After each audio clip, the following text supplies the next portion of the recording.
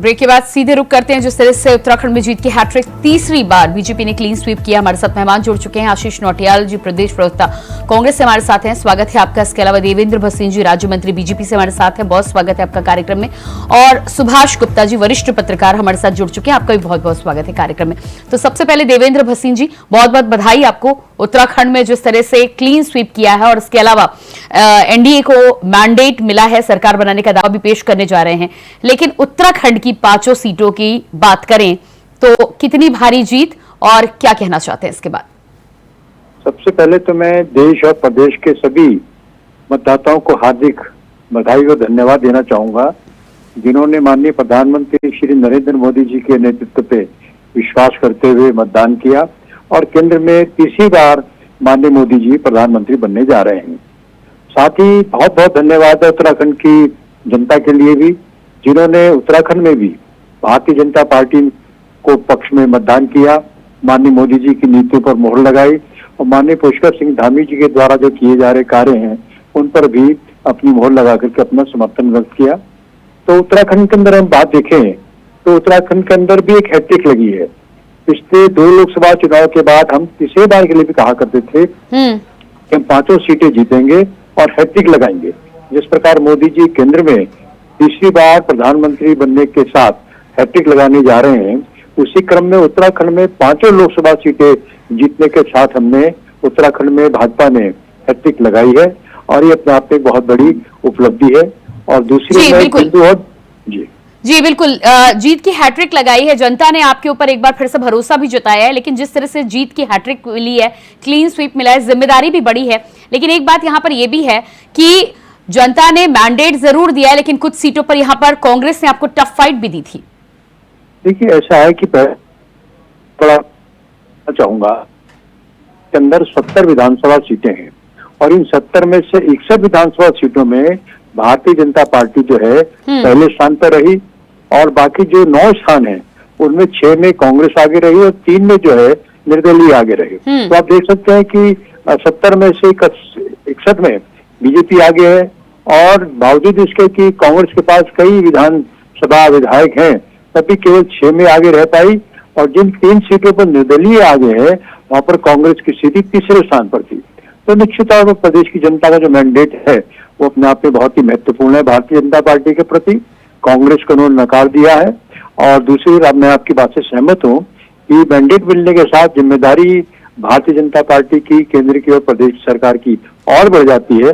लेकिन हम ये भी जानते हैं कि अटल जी ने उत्तराखंड बनाया, मोदी जी संभाल रहे हैं और हमारे वर्तमान मुख्यमंत्री श्री पुष्कर सिंह धामी जी के नेतृत्व में प्रदेश है बहुत तेजी से प्रगति पथ पर आगे बढ़ रहा है। ठीक है, आती हूँ मैं आपके पास। आशीष जी भी हमारे साथ बने हुए हैं। आशीष जी, भारतीय जनता पार्टी ने एक बार फिर से हैट्रिक लगाई है, उत्तराखंड में क्लीन स्वीप किया है। दावा कांग्रेस के द्वारा किया जा रहा था कि उस सीटों पर टफ फाइट भी दी है, लेकिन जिस तरह से हार को लेकर आपसे मैं जानूंगी कि क्या कारण रहे हैं, लेकिन एक बहुत बड़ा कारण वहां पर संगठन को भी माना जा रहा है, क्योंकि चुनाव के दौरान हमेशा यही देखा गया कि प्रत्याशी ने तो मेहनत की है लेकिन संगठन ने उस तरह से मेहनत नहीं की।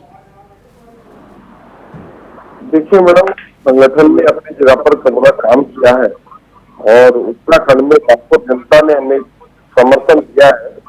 इसका ऐसे नहीं दे समर्थन अगर होते, ये बात अलग है कि उत्तराखंड में जनता भोली भाली है और वो प्रधानमंत्री नरेंद्र मोदी जी की झूठ पर फंस गई। यहाँ आज आप देखते हैं उत्तराखंड के अंदर किस चीज के लिए भारतीय जनता पार्टी को वोट देना, बताएं कारण ऐसा बताएं कि भारतीय जनता पार्टी को वोट देना चाहिए। न स्वास्थ्य व्यवस्था है, न शिक्षा व्यवस्था नहीं। लेकिन आशीष नौटियाल जी, आप क्या जनता के मैंडेट पर सवाल उठा रहे हैं? आपका कहने का मतलब है कि जनता भोली भाली है, इसलिए तीसरी बार भी गलत सरकार चुन ली, गलत कैंडिडेट्स को जिता दिया। देखिए मैडम, ये झूठ वो बोलते हैं जनता के सामने। जनता यहाँ की वाली है, वो समझ, क्योंकि हम लोग जो है देवी देवताओं पर ज्यादा विश्वास करने वाले लोग हैं और हमें लगता है कि अरे आशीष नौटियाल जी, जनता को दोष देना बंद कीजिए। प्रत्याशी अगर हारे हैं तो या तो संगठन में कमी है या प्रत्याशी में कमी है। मैडम, आपका अगर किसी का झूठ चल रहा है तो इसमें जनता का दोष क्या है?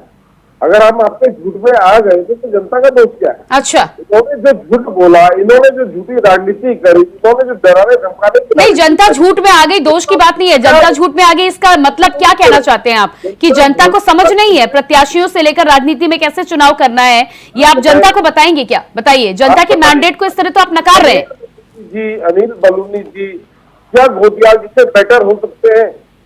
अनिल बलूनी जी से अरे ये तो जनता ने प्रूफ कर दिया है ना। अब आप कुछ भी कहते रहिए, आप अपने आप को नंबर 1 कहते रहिए, लेकिन जनता ने नकार दिया है तो आपको उस बात को स्वीकार करना होगा। जनता को दोष देकर क्या मिलेगा? मोदी की जनता आज भी उनको नहीं पहचानती। अनिल बलूनी आशीष नौटियाल जी, इस पर मैं आपके पास आऊंगी जरूर, लेकिन जनता को दोष देने से बेहतर है कि संगठन में देखिए, क्योंकि जनता बहुत समझदार है। देश के मैंडेट को लेकर जिस तरह से आप देख रहे हैं कि जनता ने मैंडेट दिया है, इस बार विपक्ष को भी मजबूती से खड़ा किया है। हाँ, प्रधानमंत्री के हिलते नजर आए, कभी 80,000 वोट से पीछे चले जा रहे, कभी आगे। कहाँ जनता ने मैंडेट दिया भाजपा को? जनता ने तो मैंडेट। चलिए, आपकी बात पे मैं पहले सुभाष जी के पास आती हूँ, फिर आपके पास वापस सुभाष गुप्ता जी, आशीष नौटियाल जी कह रहे हैं कि उत्तराखंड की जनता भोली भाली है और इसलिए भारतीय जनता पार्टी को एक बार फिर से चुन लिया है। मोदी जी के झूठ फरेब में फंस गए, क्या मतलब निकाला जाए इसका?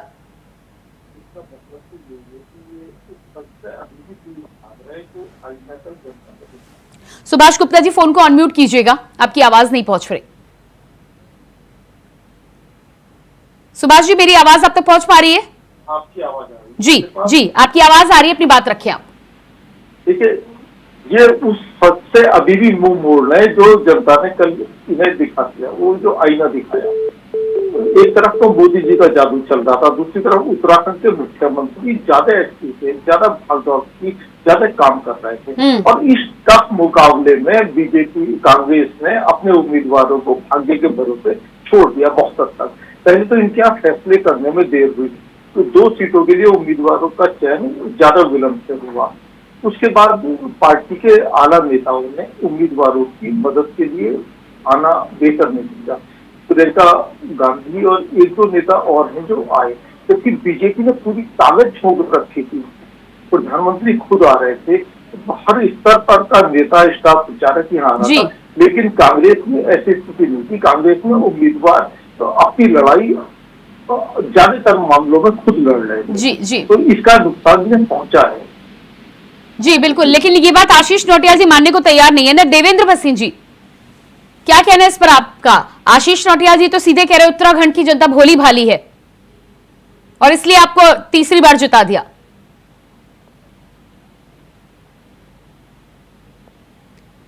जी, सुभाष गुप्ता जी, जिस तरह से कांग्रेस की बात करें, कुछ सीटों पर टफ फाइट की जो बात की है, गणेश गोडियाल की सीट पर बात है, माला राज लक्ष्मी को लेकर थोड़ी बहुत नाराजगी देखने को मिली थी। ऐसे में कहा जा रहा था कि जहां पर टफ फाइट देखने को मिली है वहां पर प्रत्याशियों की मेहनत रंग ला रही है। संगठन में जिस तरह का जोर लगाना संगठन के द्वारा होना चाहिए था और जिस तरह की एकता और एकजुटता लोकसभा चुनाव में दिखनी चाहिए थी, उसमें कमी रह गई है और यही वजह है कि कांग्रेस पीछे रह गई। यकीनन निश्चित यही वजह है कि कांग्रेस ने अपने उम्मीदवारों को की इस लड़ाई में ज्यादा मदद नहीं की। तो ये एक औपचारिकता भत्ता है। अगर आप देखें कि बीजेपी के सारे स्टार प्रचारक उत्तराखंड पहुंच रहे थे, बार बार पहुंच रहे थे। मोदी जी का जादू चल रहा था, मुख्यमंत्री ज्यादा एक्टिव से लगातार बढ़ा रही थी बीजेपी। लेकिन कांग्रेस इस मामले में पीछे चल रही है। सिर्फ उम्मीदवार एक्टिव है, गोडियाल भी एक्टिव है, कुछ और उम्मीदवार एक्टिव हो सकते हैं, पर उससे काम कहाँ चलता है। पार्टी के जो प्रदेश के नेता भी हैं वो भी अक्सर ऐसा नहीं लगा कि वे अपने उम्मीदवारों के लिए हर जगह जा रहे हैं। और कई बड़े नेताओं ने तो टिकट लेने से इनकार कर दिया था। जी, हरिद्वार में तो हरीश रावत जी ने पूरा जोर लगा दिया। यकीनन उन्होंने जोर लगा दिया, पर वो एक पूर्व मुख्यमंत्री और कांग्रेस के दिग्गज नहीं थे, बल्कि उस उम्मीदवार के पापा भी थे जो वहां से चुनाव लड़ रहा था। तो इस तब से बहुत ज्यादा असर नहीं पड़ना था, असर तब पड़ना था जब वो और बड़े नेता आते। और यहाँ की इन चीजों को बैलेंस कैसे करते हैं? बीजेपी की जो संगठन है, संगठन पूरी मदद कर रहा था, मुख्यमंत्री एक्टिव थे, मोदी जी का जादू चल रहा था, उसमें सिर्फ एक पूर्व मुख्यमंत्री का अपने बेटे के लिए लड़ना, अगर वे खुद भी लड़ रहे होते तभी भी शायद दूसरी स्थिति होती। तो कांग्रेस के उम्मीदवारों के चयन पर भी उंगलियां उठ रही हैं आज। और यही वजह आप देखिए ना कि उत्तराखंड में नोटा इस्तेमाल करने वालों की संख्या 50,000 से ज्यादा है। जी। 50,000 लोग ऐसे हैं इस छोटे से सूबे में जिन्होंने किसी भी उम्मीदवार को पसंद नहीं किया। ठीक है, आती हूँ मैं आपके पास। देवेंद्र भसीन जी, आशीष नौटियाल जी से बात हो रही थी। आशीष नौटियाल जी कह रहे थे उत्तराखंड की जनता बोली भाली है और यही वजह है कि तीसरी बार फिर से 5 सीटें आपके हाथ आ गई। देखिए, कांग्रेस की सबसे बड़ी दिक्कत क्या है कि वे जनता की जो मैंडेट है, जनादेश है, उसको स्वीकार नहीं करते या हार का कोई ना कोई बहाना ढूंढ लेते हैं। आपको ध्यान में होगा कि कुछ दिन पहले तक कांग्रेस जो है चुनाव आयोग पर प्रहार कर रही थी। चुनाव आयोग के ने धांधली की है, जिनके प्रदेश अध्यक्ष महाराज जी ने भी बयान दिया था। और इसके अलावा इन्हें एक इनका हमला था ईवीएम के ऊपर। ईवीएम में गड़बड़ी नहीं की गई तो 150 से ऊपर जाएगी बीजेपी, ये प्रियंका गांधी जी ने कहा था और कई नेताओं ने कहा था। लेकिन अब चुप है, चूंकि थोड़ी सीटें इनकी ठीक ठाक आ गई हैं, तो चुनाव आयोग को भी इन्होंने कहना बंद कर दिया है और ईवीएम के ऊपर भी जो है कोई अब बात नहीं कर रहे हैं, क्योंकि अगर करेंगे तो खुद फंसेंगे। और जो बात अभी हमारे आशीष भाई कर रहे थे, तो ये क्या बड़ी आश्चर्यजनक है।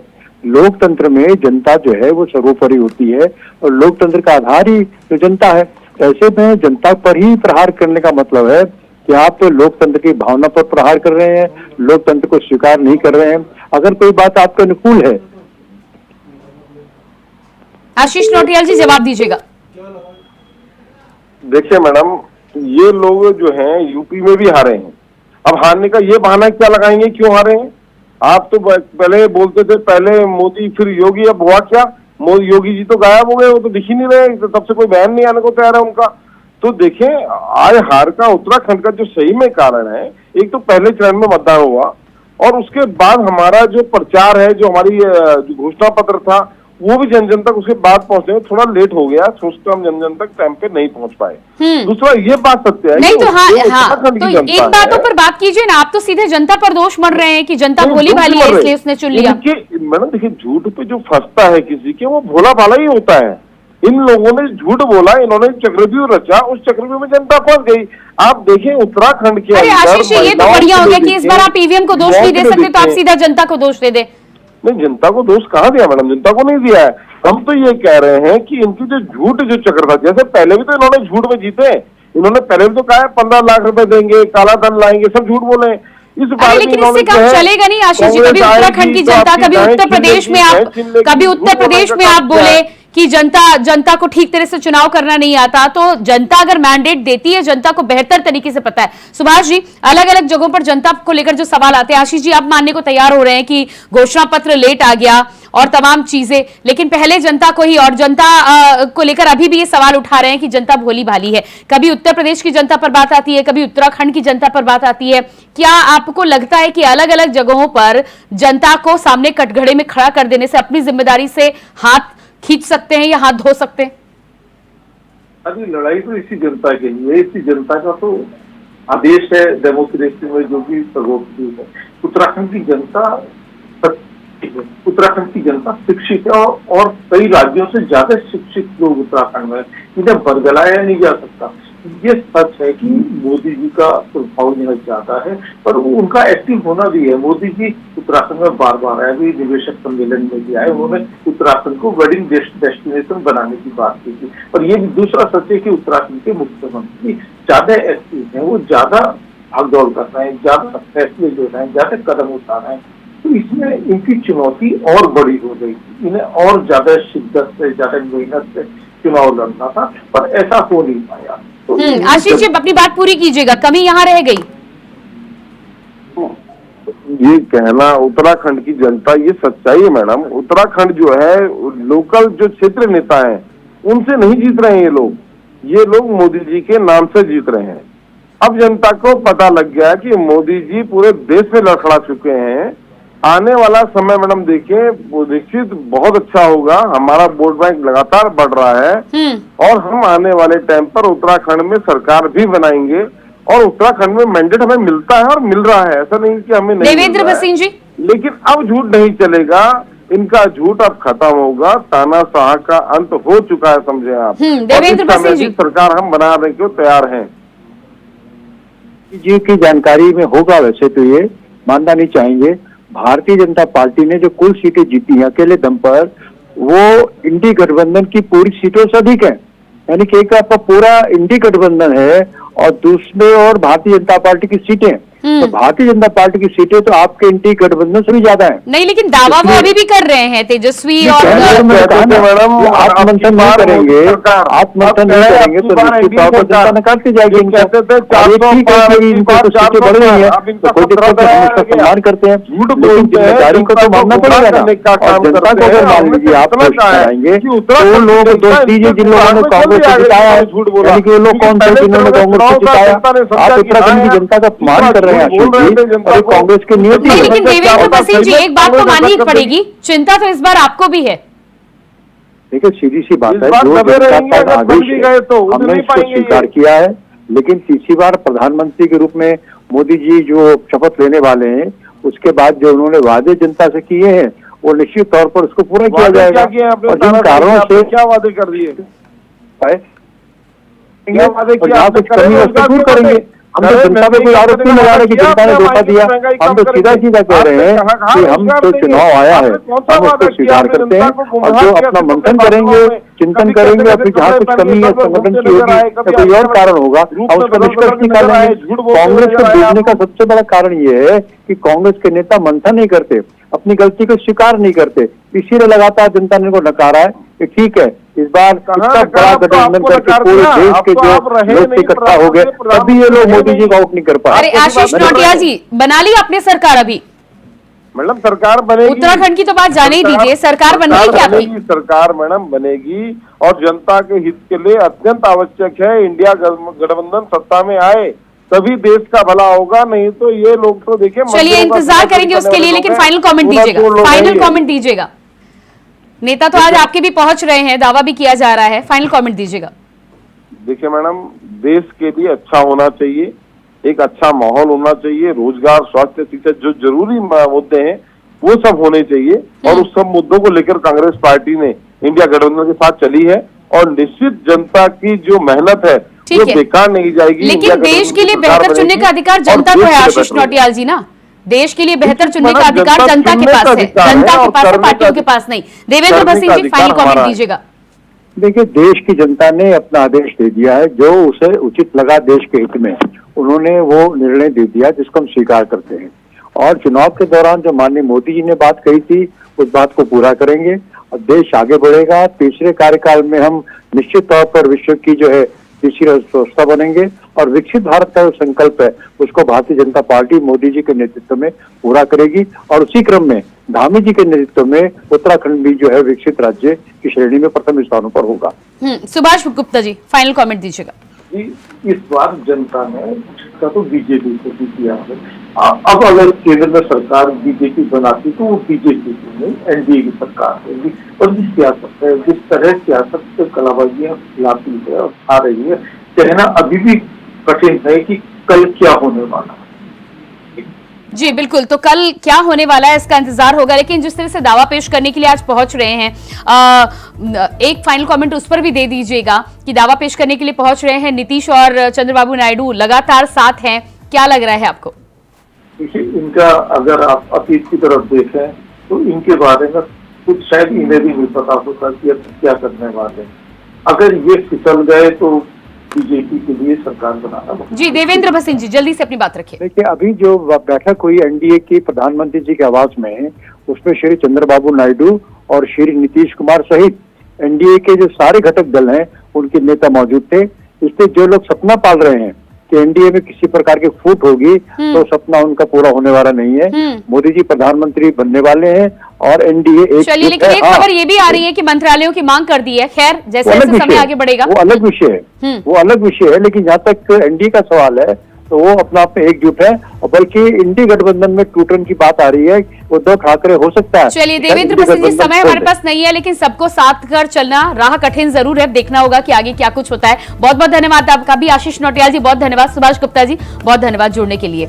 तो जिस तरह से उत्तराखंड में एक बार फिर से जीत की हैट्रिक के साथ ही साथ क्लीन स्वीप किया है, ऐसे में जिम्मेदारी भी बढ़ी है और भारतीय जनता पार्टी को उत्तराखंड की जनता ने जो मैंडेट दिया है उसका किस तरह से हिसाब भारतीय जनता पार्टी आने वाले समय में उत्तराखंड की जनता को देती है? क्या तमाम समस्याओं को दूर कर जनता को जीत के आशीर्वाद के बदले में कहीं ना कहीं सुविधाएं, और जिन सुविधाओं की दरकार उत्तराखंड की जनता को है, वो मिलती हैं आने वाले समय में या नहीं? ये आने वाला वक्त बताएगा। फिलहाल हमारे इस खास कार्यक्रम में इतना ही। खबरों के लिए बने रहिए इंडिया वॉइस के साथ। मुझे दीजिए इजाजत। नमस्कार।